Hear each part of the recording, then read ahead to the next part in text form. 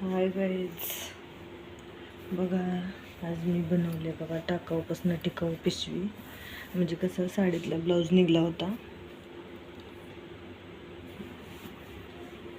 त्याच्यामुळं म्हणजे त्यांनी म्हणले ह्याची पिशवी शिवता येते का तुम्हाला, म्हणजे बॅग ती वगैरे कसं.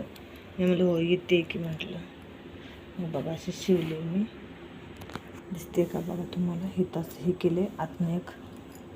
आता हे लय प्रॉब्लेम आहे, ते काय होते एक हाताने मोबाईल धरायचा आणि एक हाताने हे होते, त्याच्यामुळं आता एक कप्पा केला आहे.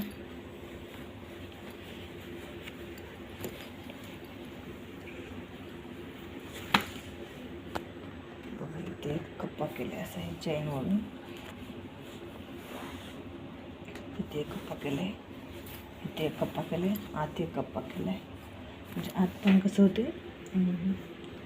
आपण कुठं चाललं बाहेर तर हे बाहेरचं कुणी पण असं चैन बघू शकतात ना, त्याच्यामुळं तसं केलं आहे. आतने एक कप्पा केला आहे, बाहेरने एक कप्पा केला आहे.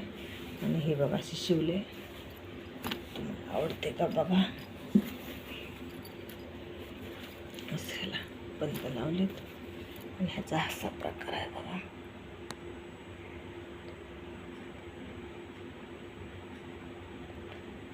असं शिवले बघा.